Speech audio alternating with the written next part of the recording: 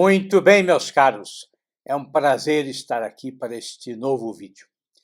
E hoje nós vamos conversar um pouco a respeito deste livro incrível, né?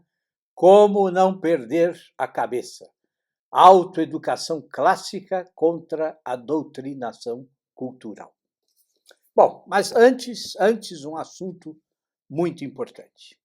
Eu quero convidar vocês para um evento que eu vou fazer aqui no YouTube nos dias 5, 6 e 7 de novembro. A Trilha das Palavras. É o nome do evento. A Trilha das Palavras. Nesses 3 dias, é um evento gratuito, tá? Eu vou ensinar a todos que gostam de escrever ou que precisam escrever como não existe bloqueio criativo nem falta de foco e de disciplina se a pessoa domina 3 etapas fundamentais. Tá? Mas prestem atenção, vejam bem. Quando eu digo escrever, eu estou me referindo a qualquer tipo de texto. Tá? De um romance a uma redação de vestibular. De um poema a um trabalho de copywriter. E o link para vocês se inscreverem está aqui na descrição do vídeo, certo? No primeiro dia da Trilha das Palavras, eu vou mostrar como é que você pode desenvolver as suas habilidades de escrita. Né? Para escrever bem, para escrever sempre, né? E para escrever em qualquer situação, né? Ou para qualquer finalidade, para qualquer pessoa. No segundo dia, eu vou mostrar como é que você pode se transformar num observador atento da realidade e do comportamento humano. E essa, vocês sabem, é uma qualidade indispensável para quem escreve. E no terceiro dia, quando nós chegarmos lá ao fim da nossa trilha, eu vou oferecer a vocês a bússola para uma escrita realmente conquistadora, que seja eficiente em todos os sentidos. Tá certo? Então, espero vocês aqui no YouTube nos dias 5, 6 e 7 de novembro, às 19 horas. Tá? Mas não deixem de se inscrever aqui nesse link, porque será através da inscrição que você vai ser informado a respeito de todos os detalhes. Tá certo? Bom, então vamos falar do livro de hoje. Bom, mas antes, eu quase me esqueço. Puxa vida, se eu esquecesse disso, a garotada que cuida lá da minha livraria ia me dar uma tremenda bronca. Né? Vejam bem, a gente decidiu que nós vamos manter os descontos dos livros até a próxima terça-feira, tá? Então, a promoção continua, tá bom? Até terça. E o link para a livraria, bom, também está aqui na descrição do vídeo. Tá certo? Muito bem. Bom, o autor deste livro, né, o D.L. Hudson, ele começou a sua aventura intelectual de uma maneira muito interessante. Né? Quando ele tinha aí os seus 17 anos, né, no último ano do ensino médio, ele atuava numa peça do colégio, tá? Uma peça baseada no livro O Diário de Anne Frank. Bom, e um dia, depois do ensaio, né, o zelador que ajudava lá a limpar o palco puxou conversa com ele, né, e perguntou se ele sabia alguma coisa sobre Platão e Sócrates. Bom, e o Hudson, né, jovem, respondeu que já tinha ouvido falar nos nomes dos dois, mas nunca tinha lido nada deles. Né? Muito bem, no dia seguinte, o zelador apareceu com uma edição dos Diálogos Completos de Platão, deu para o Hudson e sugeriu que ele começasse lendo a Apologia de Sócrates e o Criton. Né? E que eles, então, conversariam sobre esses 2 textos na noite seguinte. Muito bom. E foi o que aconteceu. Né? Mas de uma forma completamente inesperada. Por quê? Quando eles sentaram para conversar, né, na noite seguinte, o zelador virou para ele e perguntou assim, logo de cara, né? O que é que vem primeiro? A existência ou a essência? Bom, aquela pergunta pegou o Hudson completamente despreparado, né? E sem saber o que ele devia responder, ele virou e disse assim: bom, deve ser a existência, né? E o zelador então sorriu e insistiu para que ele aceitasse o livro como um presente, né? E, bom, e esse zelador desapareceu, ele nunca mais apareceu na escola. E o Hudson também nunca mais conseguiu encontrar esse cara. E só muitos anos depois é que o Hudson entendeu que aquele zelador tinha feito um imenso favor para ele. Tinha induzido ele a refletir a respeito dos mistérios da existência, né? Bom, o que é a existência? Por que as coisas existem, né? A existência é boa, né?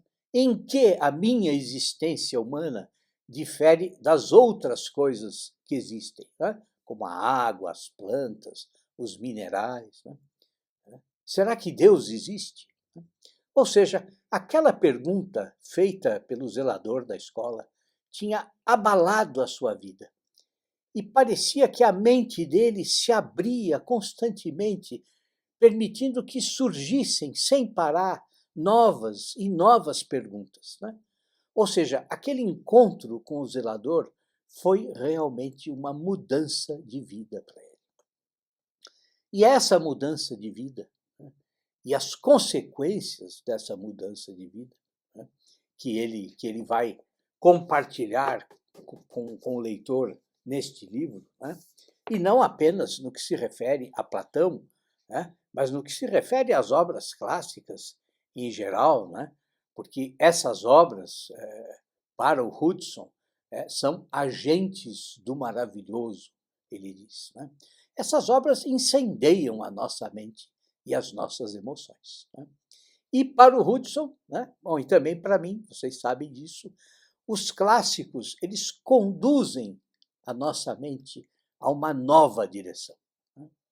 Então, o que ele chama aqui de perder a cabeça, né, é perder a cabeça, sim, mas para as mentiras ou para as lacunas da formação que os jovens enfrentam hoje no colégio e na universidade, né?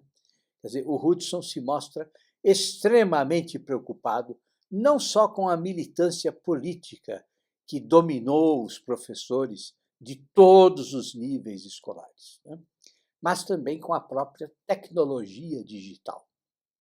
Ele diz que muitos de nós ficamos presos aos nossos aparelhos eletrônicos, né?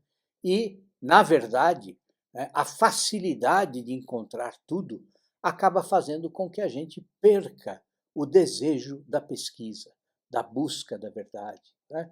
E perca, inclusive, a principal ferramenta que o ser humano tem, que é a sua curiosidade. Quer dizer, ele também insiste muito no cuidado que nós precisamos ter hoje, né, quando nós debatemos a respeito do que é a cultura. Porque alguns hábitos de pensamento são inoculados em nós pelo que ele chama de czares do pensamento, que insistem para que a gente veja o mundo exclusivamente do ponto de vista deles, né? E essas opiniões, muitas vezes, elas estão aí carregadas só de suposições, né, a respeito do que é a vida e do que é mais necessário para nós.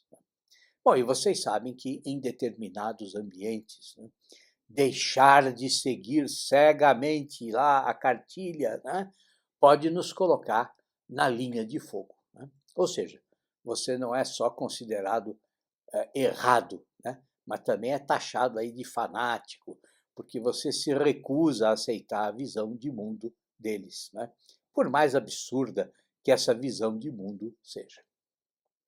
Na verdade, né, e nós também sabemos disso, né, há um clima de intimidação permeando a maioria dos debates públicos, né, nas faculdades e nas universidades, né? E, infelizmente, a doutrinação ideológica hoje se faz presente aí desde a educação primária, né? Bom, e é contra esse estado de coisas que o Hudson escreveu este livro, né? Um livro dividido em 3 partes: beleza, verdade e bondade. Na primeira parte, ele mostra por que os clássicos são irresistíveis, né? Exatamente porque aprendemos mais com eles sobre nós mesmos, sobre a vida que nós levamos, né? Quer dizer, os clássicos, eles levantam questões sobre como viver bem ou como se buscar uma vida boa. E ele então apresenta a ideia que ele vai desenvolver ao longo do livro, que é a ideia de ampliar o cânone dos clássicos, não se restringindo só aos livros, né? Mas incluindo também o cinema e a música clássica. Porque cineastas e compositores também criaram as suas obras-primas de expressão e de exploração da experiência humana, tá?